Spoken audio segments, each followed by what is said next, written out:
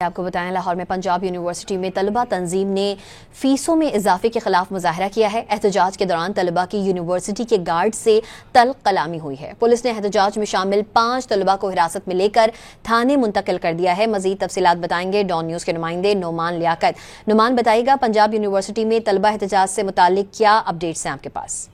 دیکھیے جی، یہ پنجاب یونیورسٹی کے اندر ایک طلبہ تنظیم ہے جن کی جانب سے یہ اعلان کیا گیا تھا کہ وہ آج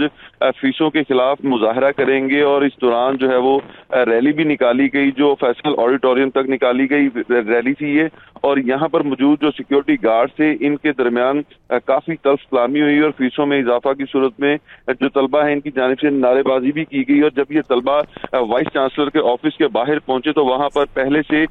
پولیس جو ہے وہ موجود تھی جن کی جانب سے 5 طلبہ کو حراست میں لے کر تھانے منتقل کر دیا گیا ہے، اور یہ جو اسٹوڈنٹس ہیں ان کی جانب سے یہاں پر دھرنا دیا جانا تھا، لیکن جب طلبہ کو گرفتار کیا گیا تو اس کے بعد طلبہ کی ایک بڑی تعداد جو ہے وہ کیمپس پول کی جانب نکلی اور وہاں پر اپنا جو احتجاج ہے وہ ریکارڈ کروا رہے ہیں۔ اس حوالے سے جو پنجاب یونیورسٹی ان کی جانب سے یہ موقف اختیار کیا گیا ہے کہ یہ گنڈا تنظیم ہے جو آئے روز کسی نہ کسی صورت پر احتجاج کرتے ہیں، اور ان کا اصل مطالبہ یہ ہے کہ جن طلبہ کو برطرف کیا گیا ہے ان کو